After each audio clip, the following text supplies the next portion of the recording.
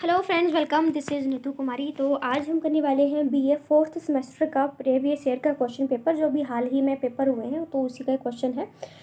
और सब्जेक्ट का नाम है इन्वायरमेंटल एजुकेशन। ठीक है, तो यहाँ पर आप देख सकते हैं कि आपको 3 घंटे का जो टाइम है दिया जाएगा और आपको 40 मार्क्स जो हैं वो इस पेपर के लिए मिलेंगे। तो इसमें तो मेरे ख्याल से 60 मार्क्स जो होते हैं वो टीचर के हाथ में होते हैं। बाकी जो थ्योरी वर्क होता है वो सिर्फ 40 मार्क्स का ही है। ठीक है, तो चलिए हम क्वेश्चन स्टार्ट करते हैं। सबसे पहले हमारा यूनिट 1 आता है। इसमें लिखा है, right the concept of environmental education, state the need and importance of environmental education. यानी कि पर्यावरणीय जो शिक्षा है, ये कॉन्सेप्ट का मतलब क्या है और इसकी ज़रूरत क्या है। जो इन्वायरमेंटल एजुकेशन बच्चों को पढ़ाई जाती है, आप चाहे बीएड की बात करें चाहे आप डीएलएड की बात करें, ये वाला सब्जेक्ट तो दोनों ही कोर्स में आपको मिल जाएगा। तो इसमें क्या होता है, जितने भी टीचिंग कोर्स चले होते हैं, इसमें बच्चों को इन्वायरमेंट से रिलेटेड चीज़ें पढ़ाई जाती हैं। तो ये आपको बताना है कि क्यों आपको इन्वायरमेंटल एजुकेशन जो है, बच्चों को इन्वायरमेंटल एजुकेशन क्यों दी जाती है, इसकी ज़रूरत क्या है, तो वो आपको मेंशन करना। ठीक है, बाकी अगर मैं बात करूँ, मेरे चैनल पे आपको बीए के और +1 +2 के प्रीवियस ईयर क्वेश्चन पेपर और बीएड के जितने भी सब्जेक्ट होते हैं, 14 सब्जेक्ट, सभी के आपके क्वेश्चन पेपर जो है प्रीवियस ईयर के, मेरे चैनल पर मिल जाएंगे। आप सर्च करके देख सकते हैं। ठीक है, तो और एमए के भी आपको, एमए पॉलिटिकल साइंस है और सोशोलॉजी है, तो वो भी आपको मेरे चैनल पर मिल जाएंगे, आप देख सकते हैं। ठीक है, तो सबसे पहला, क्योंकि आपको पता है कि जब यूनिट में क्वेश्चन दिए जाते हैं तो ऑप्शन में दिए जाते हैं। अगर आपको पहला नहीं पता है तो आप दूसरा भी कर सकते हैं। दूसरे में लिखा है, right short note on the following. सबसे पहले है इन्वायरमेंट। बहुत ही सिंपल है, आपको बचपन से आपने इन्वायरमेंट पढ़ा होगा ये टॉपिक। ठीक है, तो आप बता सकते हैं कि इन्वायरमेंट क्या होता है। इन्वायरमेंट में सारी चीज़ें आ जाती हैं, हम ह्यूमन बींग आ जाते हैं, और जो जीवित चीज़ें होती हैं, जो मरी हुई चीज़ें होती हैं, जिसको सजीव और निर्जीव कहते हैं, वो सारी चीज़ें जो है ना इन्वायरमेंट में आ जाती हैं। इन्वायरमेंट में सारी चीज़ें, जो हमारा पूरी पृथ्वी का एक वातावरण बना हुआ है, वो सारा इन्वायरमेंट है। ठीक है, तो आपको जितना समझ में आता है सब इसमें लिख सकते हैं। उसके बाद है पॉपुलेशन एंड कम्युनिटी। जनसंख्या और समुदाय के बारे में आपको बताना है, क्योंकि आपको पता है कि अब इंडिया जो है पहले नंबर पर पॉपुलेशन के मामले में आ चुका है। तो बढ़ती जा रही है पॉपुलेशन, क्यों बढ़ती जा रही है, कैसे कम किया जा सकता है। कम्युनिटी, समुदाय लोग बना लेते हैं, अपने अपने ग्रुप बना के रहने लग जाते हैं, उनकी अलग पहचान बन जाती है, उनका खान पान, पहनावा, रीति रिवाज सब कुछ अलग अलग हो जाते हैं। तो ये सब चीज़ें आपको इसमें मेंशन करनी है। ठीक है, उसके बाद है, what do you mean by ecosystem. जो इकोसिस्टम है वो आपको बताना है कि इसका मतलब क्या होता है। Explain biotic and abiotic component of ecosystem in detail. यानी जैविक और अजैविक जितने भी कारक होते हैं हमारे इकोसिस्टम में, उनको बहुत ही विस्तार से आपको इसमें समझाना पड़ेगा। ठीक है, क्योंकि एक ही क्वेश्चन में दो चीज़ें पूछी गई हैं। पहला पूछा है कि आपको इकोसिस्टम क्या होता है, देन आपको बायोटिक और अबायोटिक पूछा गया है, तो आपको अच्छे से मेंशन करना पड़ेगा। क्योंकि ज़्यादातर बच्चे क्या करते हैं कि जो छोटा क्वेश्चन है, जैसे यहाँ पे लिखा है what do you mean by ecosystem, इसको 4-5 लाइन में ख़त्म कर देते हैं, बाकी दूसरा जो क्वेश्चन पूछा जाता है इसी में, उस पर ध्यान दे देंगे। लेकिन आपको हमेशा याद रखना है, एक ही क्वेश्चन में 2 सवाल पूछे जाते हैं और दोनों बराबर बराबर के होते हैं।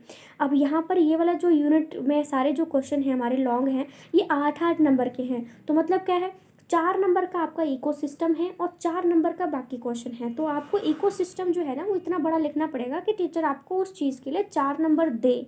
ठीक है, तो आपको इस तरह से क्वेश्चन अटैम्प्ट करना पड़ता है। उसके बाद है, classify natural resources and discuss briefly how can be conserve our natural resources. हमारे प्राकृतिक संसाधन कौन कौन से हैं जो हमारे ह्यूमन बींग के द्वारा नहीं बनाए जाते हैं, वो हमारे नेचुरल रिसोर्सेज होते हैं। उसके बाद दूसरा सवाल इसी में पूछा है कि हम उन नेचुरल रिसोर्सेज को कैसे कंजर्व कर सकते हैं, कैसे उनको बचा सकते हैं, कैसे उनको अब सुरक्षित करके रख सकते हैं, तो वो चीज़ आपको यहाँ पे बतानी है। ठीक है, यूनिट 3 में आता है, list different type of environmental pollutions and explain effect and controlling measures of each type of pollution. इतना सिंपल क्वेश्चन, वो भी बीएड में, मुझे तो अजीब लग रहा है, क्योंकि यहाँ पर आपको इन्वायरमेंटल पॉल्यूशन पूछी गई है। भाई, क्या आपको पता है 4-5 टाइप के, अगर हम शोर को भी पॉल्यूशन में शामिल कर लेते हैं, तो ये हमारे कुछ पॉल्यूशन है। और उसके बाद पूछा है कि इसके इफेक्ट क्या पड़ रहे हैं हमारे ऊपर, हमारी सोसाइटी के ऊपर, और हम इसको कैसे कंट्रोल कर सकते हैं। जो पढ़ के भी ना जाए वो भी इसका आंसर एकदम से धड़ाधड़ दे सकता है। ठीक है, बट इसके ऑप्शन में एक और क्वेश्चन है हमारे पास, वो है right short note on the following. पहले है डिफॉरेस्टेशन, यानी कि क्या है इसमें, डिफॉरेस्टेशन वनों की कटाई। अब आपको इसमें सारा कुछ मेंशन करना है कि वनों की जो कटाई है वो क्यों की जा रही है, उसके क्यों की जा रही है, उसके बहुत सारे पॉइंट आप एक्सप्लेन कर सकते हैं। प्लस आपको इसमें ये भी एक्सप्लेन कर देना है कि हम उसको रोक कैसे सकते हैं, ठीक है।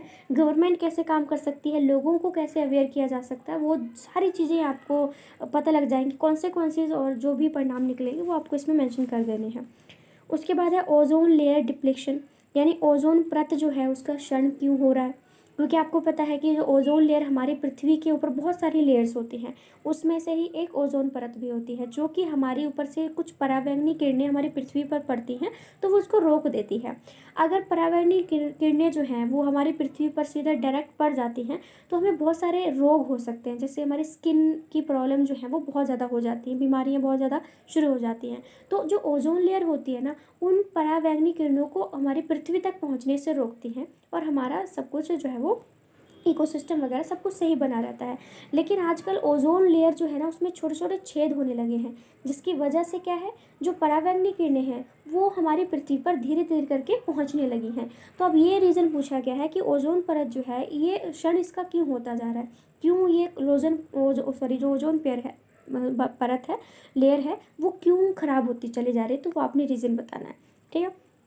उसके बाद यूनिट 4 है right short notes on the following rain water harvesting, यानी वर्षा जल, क्योंकि यहाँ पर हिंदी में भी लिखा हुआ है, आप यहाँ से भी रीड कर सकते हैं ना, ठीक है। तो यहाँ पे है कि वर्षा जल संचयन, मतलब जो रेन वाटर है उसको हम क्यों हार्वेस्ट करते हैं, कैसे हार्वेस्ट कर सकते हैं। क्योंकि क्यों का सवाल तो बहुत ही ईजी है, क्योंकि आपको पानी की ज़रूरत है। जो रेन वाटर है उसका हम बहुत सारी चीज़ों में यूज़ कर सकते हैं, तो हमें उसको रेन वाटर को तो हमेशा करना चाहिए। बहुत सारे इलाकों में ऐसा किया भी जाता है, जैसे राजस्थान के इलाकों में बात करें तो वहाँ पर कुछ कुएं बना दिए जाते हैं जहाँ पर जो रेन का वाटर है उसमें इकट्ठा हो जाता है और उसको बहुत सारी, जैसे सिंचाई के लिए हम उसका यूज़ कर सकते हैं, और भी बहुत सारी चीज़ें हैं जिसके लिए हम उस वाटर को यूज़ कर सकते हैं। तो यहाँ पे आपको बताना है कि हम वर्षा जल जो है उसको क्यों बचाते हैं, और अगर नहीं बचाएंगे तो कौन कौन सी जो प्रॉब्लम है फेस करनी पड़ जाएंगी, और कैसे हम उसको कैसे कैसे बचा सकते हैं, ठीक है। उसके बाद है इन्वायरमेंटल एथिक्स, यानी पर्यावरणीय नैतिकता। तो इसका मतलब यही होगा कि हम किस तरह से इन्वायरमेंट के प्रति अपना पॉजिटिव एटीट्यूड रख सकते हैं, ठीक है। क्योंकि ये ठीक है कि हमें हवा पानी सब कुछ मिल रहा है, लेकिन हमारी आगे आने वाली जो पीढ़ी है उसको वो चीज़ नहीं मिल पाएगी अगर हम उसका गलत तरीके से यूज़ करते रहेंगे, ठीक है। तो वो चीज़ आपको इसमें मैंशन करनी है। 8वां क्वेश्चन है discuss the role of mass media in providing environmental education, हाँ, टू स्कूल स्टूडेंट्स, ठीक है। अब ये चीज़ पूछी है कि जो मास मीडिया है, ठीक है, क्योंकि काफ़ी सारे टाइप के हैं, आप टीवी देखते हैं, फ़ोन यूज़ करते हैं, आप रेडियो सुनते हैं, ठीक है। बहुत सारी चीज़ों से आपको इन्वायरमेंटल एजुकेशन की जो नॉलेज है वो आपको मिल जाती है, ठीक है। क्योंकि फ़ोन का यूज़ आजकल के टाइम पे बहुत ज़्यादा है, क्योंकि आप गूगल से यूट्यूब से बहुत सारी चीज़ें सीख रहे होते हैं, ठीक है। और अब टीवी पे समाचार पत्र देखते हैं तो आपको इन्वायरमेंट से रिलेटेड जो नॉलेज है वो मिलती चली जाती है, खबरें आती रहती हैं कि इधर सुनामी आने वाली है या आई थी, या इस तरह से इतने नुकसान हो रहा है, ठीक है। तो वो सब चीज़ों से भी आपको मास मीडिया से बहुत सारी नॉलेज मिल जाती है, ठीक है। उसके बाद यूनिट 5 में आपको 4 क्वेश्चन दिए गए हैं, या छोटी छोटी टर्म्स दी गई हैं, पर ये सारी कंपलसरी है। यहाँ पे सबसे पहले लिखा है compulsory short question type question, ठीक है। यानी कि जितनी भी 4 टर्म दी गई हैं आपको सारी लिखनी है, इसमें कोई ऑप्शन नहीं है, ठीक है। तो और हर एक जो टर्म है वो 2 मार्क्स की है, टोटल 8 मार्क्स का है ना हमारा, तो हर एक जो है वो 2 मार्क्स की है, तो आपको इसमें सारे जो है वो अटैम्प्ट करने पड़ेंगे। सबसे पहले है इकोलॉजी, यानी कि पारिस्थितिकी जो है उसके बारे में बताना है आपको। दूसरा है फूड वेब, यानी कि खाद्य वेब के बारे में आपको बताना है, किस तरह से एक फूड चेन के बारे में भी इसमें आप बता सकते हैं। ओजोन लेयर, वही पिछला वाला क्वेश्चन डाल दिया इसमें। और उसके बाद है डिजास्टर मैनेजमेंट, यानी कि आपदा प्रबंधन, क्योंकि बहुत सारी नेचुरल क्लैमिटीज़ आती रहती हैं जिसको रोकने के लिए बहुत सारे ऑर्गेनाइजेशंस या जो है वो काम कर रही हैं। क्योंकि कई बार जैसे भूकंप आता है या सुनामी आती है तो वो लोग उस पर देखते रहते हैं कि, ठीक है, वो तभी तो पहले ही खबरें आती रहती हैं, आपको पता है कि बारिश होने वाली है तो वो चीज़ भी उसी चीज़ पे आपको बता देते हैं पहले से कि एक हफ्ते जो है वो बारिश चलने वाली है या क्लाउडी जो है वो रहेगा।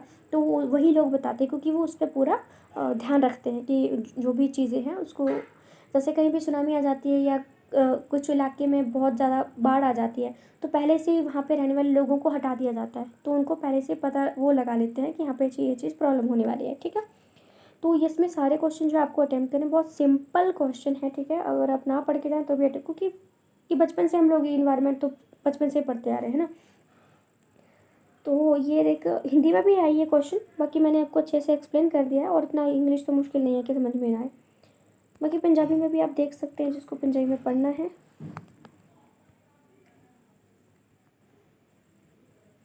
ठीक है, तो चलिए फिर, थैंक यू।